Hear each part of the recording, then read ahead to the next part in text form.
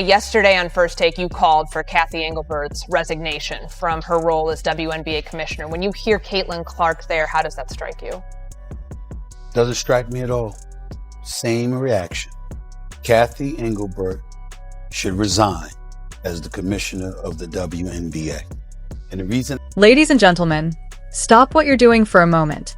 Turn off the TV, put down your phone, and listen carefully. What we're witnessing may be one of the most self-destructive and short-sighted business decisions in professional sports history.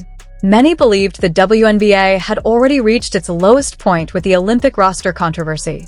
Others thought the Rookie of the Year voting debate was rock bottom.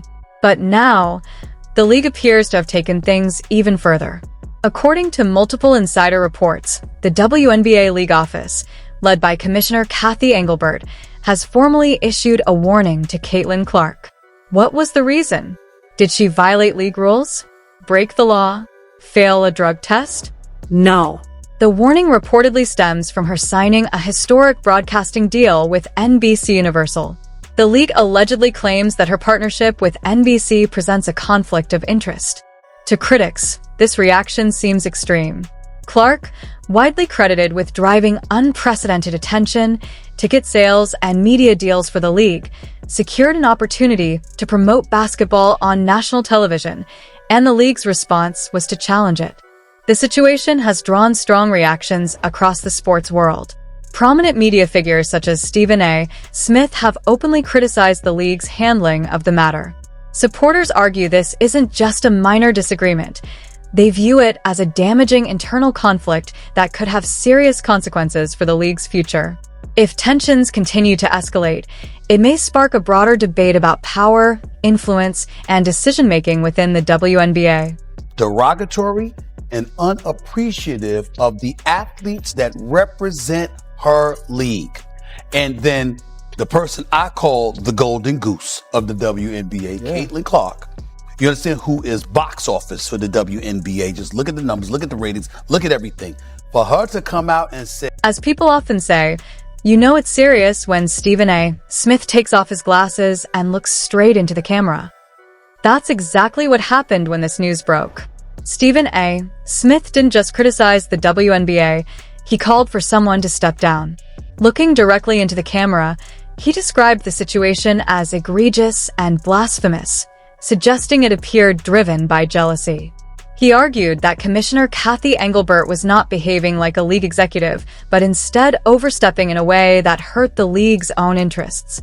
In his view, threatening Caitlin Clark, one of the most marketable players in the sport, made little business sense.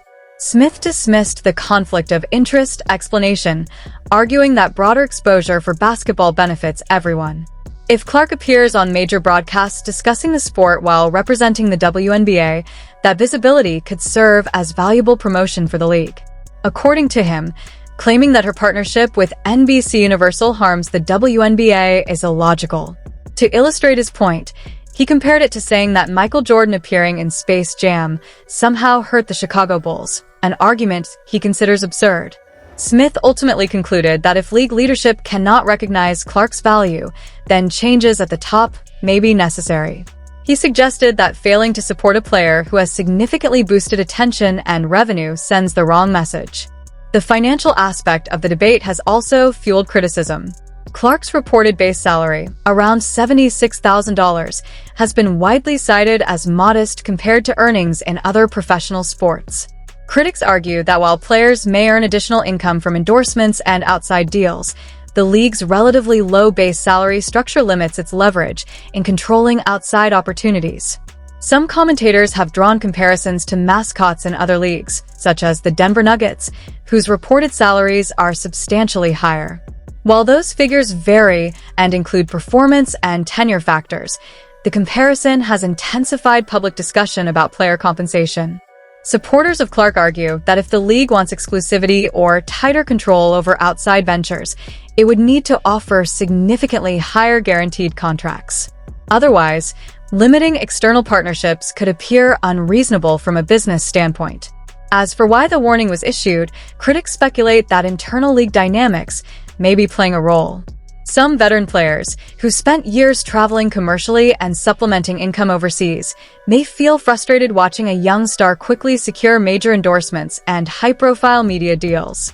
Observers suggest that tension within the locker room, combined with league politics, could be influencing leadership decisions. Regardless of perspective, the situation has sparked a broader conversation about compensation, player freedom, league growth, and leadership strategy within the WNBA. What I said was that weak-ass response that Kathy Engelberg, I'm going to say it again because people thought I stuttered just there. I don't know how because I don't stutter. Weak-ass comment. I'm going to say it one more time. Weak-ass comeback. That's what she did. According to critics, some players within the league feel the situation is unfair. They question why Caitlin Clark is allowed to take on a broadcasting role, while others remain focused solely on team responsibilities. Some reportedly believe the league should remind her that she is still a rookie. The argument presented is that Commissioner Kathy Engelbert responded to internal pressure rather than taking a firm leadership stance. Instead of dismissing the complaints, she allegedly issued the warning to show that Clark would not receive special treatment. However, supporters of Clark counter that she is not an ordinary player in terms of impact. They argue that her presence has significantly increased viewership, attendance, and media attention for the league. From that perspective, penalizing or restricting a star player to ease tensions among others could ultimately harm the league's growth. Stephen A. Smith also weighed in on this point. He suggested that veteran players should focus less on resentment and more on leveraging opportunities themselves. Rather than criticizing Clark's partnership with NBC Universal, he argued they could pursue similar visibility and endorsement opportunities. The broader debate highlights tensions between individual success and team dynamics, as well as the challenges league leadership faces in balancing fairness, growth, and player relations.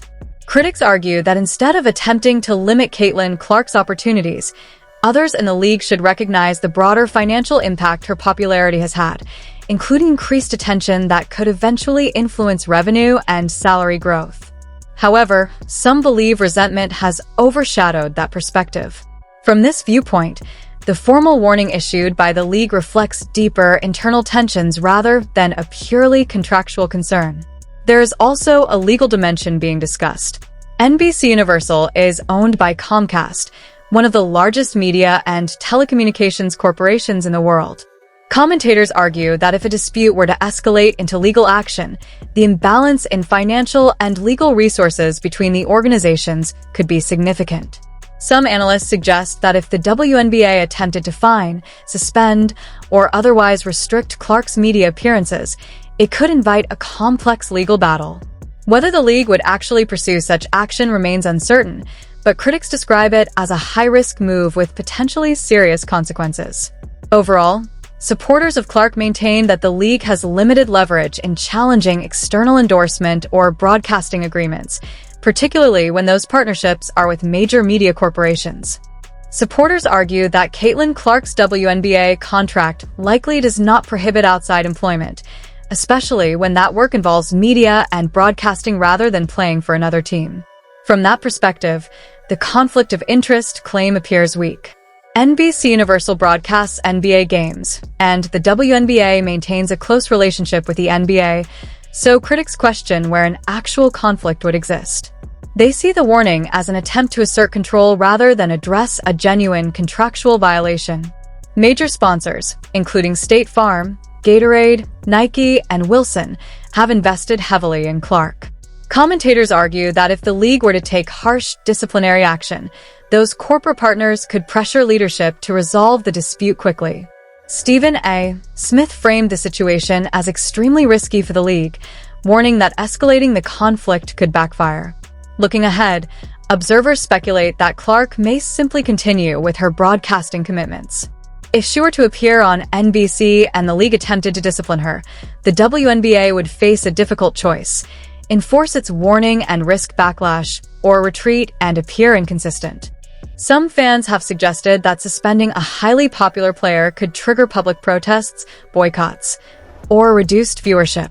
Others argue that league leadership must carefully weigh public perception against contractual authority. There is also discussion about Clark's alternatives. As a marketable athlete, She could pursue international play, explore other domestic leagues, or focus more heavily on media opportunities. Critics contend that while Clark has options, the WNBA's recent surge in popularity has been closely tied to her presence. Ultimately, the debate has become a referendum on league leadership. Detractors argue that Commissioner Kathy Engelbert has mishandled the situation, while supporters of the league believe maintaining structure and policy is essential for long-term stability. Regardless of the outcome, the controversy underscores the evolving relationship between star athletes, media power, sponsorship influence, and league governance. The sports world, including high-profile commentators, is watching closely to see how it unfolds.